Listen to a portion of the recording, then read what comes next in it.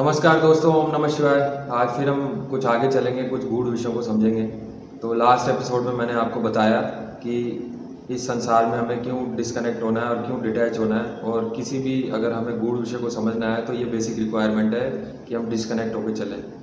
अब देखिए, डिस्कनेक्ट तो इस संसार में एक पागल आदमी भी है संसार से, लेकिन उसकी डिस्कनेक्शन की या डिटैचमेंट की अवस्था ये है कि वो जिस भी सब्जेक्ट में खोया हुआ है उस सब्जेक्ट पे वो ओवर कंसंट्रेट कर रहा है, उस सब्जेक्ट में वो ओवर इन्वॉल्व है।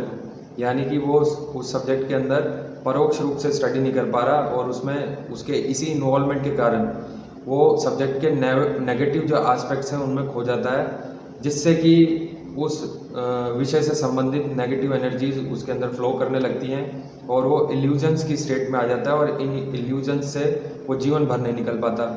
दूसरी तरफ आप देखें, साइंटिस्ट जो ब्रीड है वो किसी भी चीज़ की या किसी भी विषय पे कंसंट्रेट तो करती है, लेकिन वो उसको परोक्ष रूप से स्टडी करती है, उस विषय के ऊपर हावी रहती है।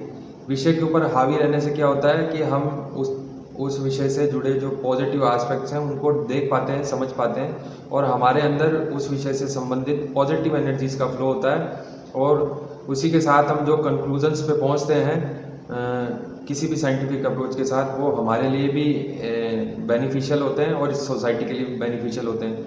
अब तीसरी तरह की जो स्टडी है इन विषयों की, इन संसारिक चीज़ों की, वो क्या होता है, उदासीन होकर स्टडी।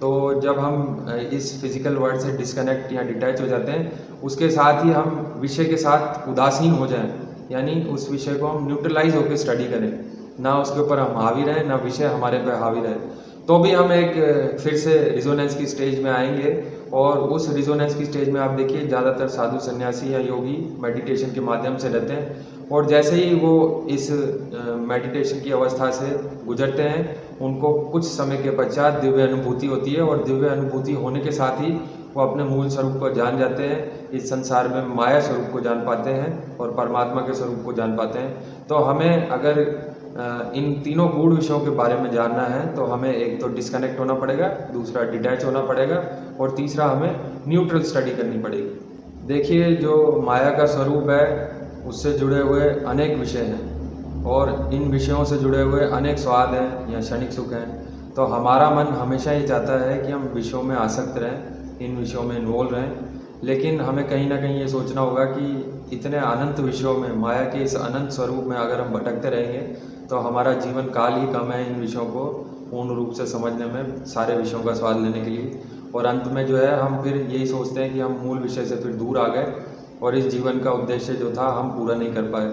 जीवन का उद्देश्य यही है कि मूल स्वाद की, मूल आनंद की प्राप्ति करना, खुद के मूल स्वरूप को समझना, परमात्मा के बनाए हुए माया स्वरूप को समझना, उसके दिव्य स्वरूप को समझना। इन चीज़ों पे मैं बार बार आप लोगों को कंसंट्रेट करता हूँ ताकि आप इन विषयों की गंभीरता को समझें। देखिए, इस एपिसोड में हम समझने की कोशिश करेंगे कि ये जीवन क्यों मूल्यवान है और हमें आत्मिक उत्थान पे या स्पिरिचुअल इवोल्यूशन पे क्यों फोकस रहना चाहिए। तो उसके लिए आप देखिए, सबसे पहले हम यूनिवर्सल इवेंट्स को स्टडी करेंगे। हमें ये पता है कि ये यूनिवर्स 3 फ्रेम्स पे काम कर रहा है। एक तो है टाइम का फ्रेम, दूसरा है स्पेस का फ्रेम, और तीसरा है मटेरियल डिस्ट्रीब्यूशन।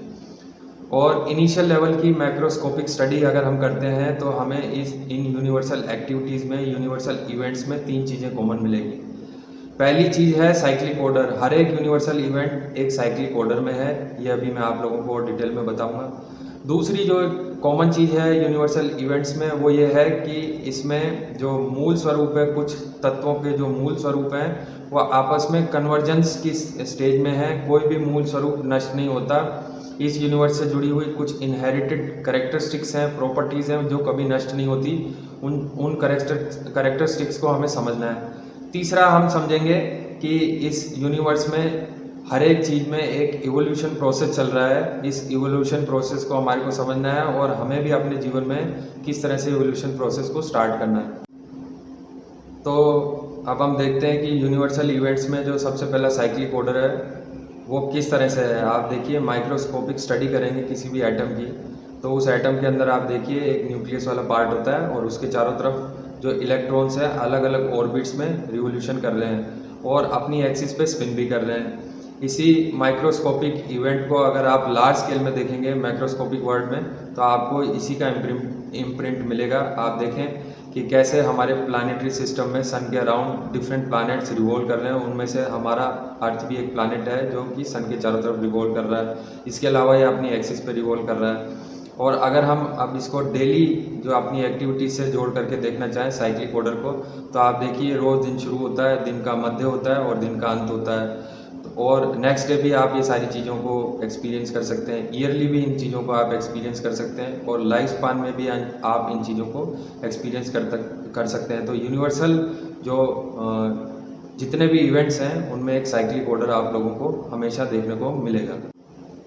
दूसरा यूनिवर्सल ट्रुथ ये है कि कुछ जो इनहेरिटेड कैरेक्टरिस्टिक्स हैं यूनिवर्स के, वो हमेशा प्रिजर्व्ड हैं, उनको कभी भी हम डिस्ट्रॉय नहीं कर सकते। उनमें से एक है मास को कभी भी हम डिस्ट्रॉय नहीं कर सकते। इसी तरह से energy, law of conservation of energy हमने पढ़ा है, law of conservation of mass पढ़ा है। तो हम ना तो एनर्जी को डिस्ट्रॉय कर सकते हैं ना मास को डिस्ट्रॉय कर सकते हैं। इनको आपस में हम इंटरकनेक्ट कर सकते हैं, इंटर कन्वर्जेंस कर सकते हैं, मास को एनर्जी में ट्रांसफॉर्म कर सकते हैं और एनर्जी को मास में ट्रांसफॉर्म कर सकते हैं। ये हम आगे स्टडी करेंगे और डिटेल में। लेकिन अभी आप ये समझ जाइए कि कुछ इनहेरिटेड कैरेक्टरिस्टिक्स हैं इस यूनिवर्सल वर्ल्ड के जो कि कभी भी नष्ट नहीं हो सकते, वो एक दूसरे स्वरूप में ट्रांसफॉर्म हो सकते हैं। तीसरी जो मुख्य चीज़ है यूनिवर्सल जो इवेंट्स में जुड़ी हुई है, वो मुख्य चीज़ है इवोल्यूशन। आप देखिए जब भी इस प्लैनेट पे लाइफ साइकिल स्टार्ट हुआ तो कैसे सिंगल सेल ऑर्गेनिजम्स बने, उससे फिर मल्टी सेल ऑर्गेनिजम्स बने और उसके बाद आप देखिए धीरे धीरे ये जो है समुद्र में काफ़ी स्पीशीज़ का इवोल्यूशन हुआ। अब समुद्र से ये स्पीशीज़ धीरे धीरे अर्थ पे आई आगे के इवोल्यूशन राउंड्स में, और अर्थ पे काफ़ी स्पीशीज़ का डेवलपमेंट हुआ। इसके बाद आप देखेंगे कि अर्थ से कुछ स्पीशीज़ जो है स्काई में ट्रेवल करने लग गई इवोल्यूशन प्रोसेस से, और स्काई में डिफरेंट स्पीशीज़ का इवोल्यूशन हुआ। तो आप देखिए जो बायोलॉजिकल डाइवर्सिटी है वो इवोल्यूशन में हमेशा इवोल्यूशन के प्रोसेस में रही है। इसी तरह से अगर आप देखेंगे किसी भी कंपाउंड को, तो उसमें एटम और मॉलिक्यूल्स होते हैं। ये जो एटम्स हैं आपस में जुड़ करके मॉलिक्यूल का निर्माण करते हैं और मॉलिक्यूल्स आपस में जुड़ करके कंपाउंड्स का निर्माण करते हैं। तो एक तरह से जो है सिंगल जो मॉलिक्यूल है उससे हम मल्टीपल मॉलिक्यूल्स में जा रहे हैं, तो वहाँ भी इवोल्यूशन हो रहा है। इसी तरह तो एस्ट्रोलॉजिकल इवेंट्स में जाएं और स्टार्स की स्टडी करें तो आप स्टार्स में पाएंगे कि अंडर ग्रेविटी स्टार्स का फॉर्मेशन हुआ और स्टार्स के कोर में जो है हैवियर कंपाउंड्स बने। हाइड्रोजन से हीलियम बना, हीलियम से कार्बन और कार्बन से ऑक्सीजन बना, और ऑक्सीजन के बाद नियोन, सिलिकॉन, और लास्ट में जो स्टेबल कंपाउंड बना वो बना फेरस। और फेरस जब नेबुला में फेरस जैसे जब हैवियर एटम्स आए तो नेबुला में इनका सिंथेसिस हुआ और नेबुला से फिर इससे हायर जो एटॉमिक ऑर्डर के एटॉमिक नंबर के कंपाउंड्स बने।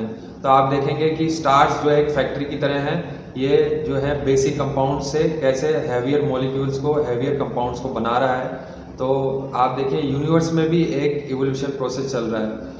और अब हम इन तीनों चीज़ों को जोड़ के देखते हैं। अब जो हमने यूनिवर्सल ट्रुथ्स देखे हैं यूनिवर्सल इवेंट्स में, यानी कि पहला साइक्लिक ऑर्डर, दूसरा जो है conservation of inherited characteristics of universe, और तीसरा जो है इवोल्यूशन प्रोसेस। इसको अगर हम अपनी लाइफ के ऊपर अप्लाई करके देखें तो हम जो ये मानकर अपना जीवन निकाल रहे हैं कि ये जो हमारे को जीवन मिला है वो कुछ वर्षों के लिए मिला है, इसके बाद हम लोग नष्ट हो जाएंगे, तो हम सारी जो पदार्थों का ज़्यादा से ज़्यादा भोग करें और इस जीवन के बाद कुछ नहीं है, आत्मा और परमात्मा कुछ भी एग्जिस्ट नहीं करता, ये सब हम मानकर अपना जीवन निकालते हैं, जो कि बिल्कुल गलत है, मिथ्या है। आप देखिए अगर इन यूनिवर्सल ट्रुथ्स को अपने जीवन में हम अप्लाई करते हैं तो सबसे पहले हमें ये समझ में आ जाएगा कि जो हमारा बर्थ और डेथ साइकिल है वो इस जन्म में जो हमारे साथ जुड़ा हुआ है, वो नेक्स्ट जो जन्म है उनमें भी ये साइक्लिक ऑर्डर जुड़ा रहेगा। कोई भी साइक्लिक ऑर्डर डिस्ट्रॉय नहीं हो रहा। तो जो इस साइक्लिक ऑर्डर में हम लोग आज एग्जिस्ट करते हैं, ये साइक्लिक ऑर्डर्स हमें आगे भी मिलेंगे। अब ये डिपेंड करता है हमारे कार्मिक साइकिल्स पे कि हम किस तरह के साइक्लिक ऑर्डर्स में आगे जाते हैं। दूसरा आप देखिए जो हमारे अंदर एक दिव्य स्वरूप है, आत्मा का जो स्वरूप है, वो भी इनहेरिटेड कैरेक्टरिस्टिक्स में से आता है यूनिवर्स के। तो ये भी जो मूल स्वरूप है ये भी कभी नष्ट नहीं होगा, ये भी इंटर कन्वर्जिबल है। तो हमें आत्मिक उत्थान की कितनी आवश्यकता है, आत्मा के विकास की कितनी आवश्यकता है। कहीं ऐसा नहीं हो कि हम आने वाले वर्ष में नीचे की स्पीशीज़ में चले जाएं, हमें हायर ऑर्डर की स्पीशीज़ में जाना है। और अगर हो सके तो हमें मोक्ष की प्राप्ति करनी है। ये सारी चीज़ें डिपेंड करती है कि हम अपनी जो है स्पिरिचुअल इवोल्यूशन की किस स्टेज पे हैं। तो जैसे जैसे आपका स्पिरिचुअल इवोल्यूशन होगा, आप इन साइक्लिक ऑर्डर से धीरे धीरे बाहर निकलेंगे। और ये सब जब ही हो सकता है जब को आपको एक अच्छे गुरु की प्राप्ति हो, आपको भगवान का आशीर्वाद हो, और तीसरा आपके मन में एक अनंत क्यूरियोसिटी हो इन विषयों को जानने के लिए। तो आज मैं समझ सकता हूँ कि मैंने आपको कुछ उपयोगी जानकारी दी। इसके विषय में आप मंथन करें। धन्यवाद।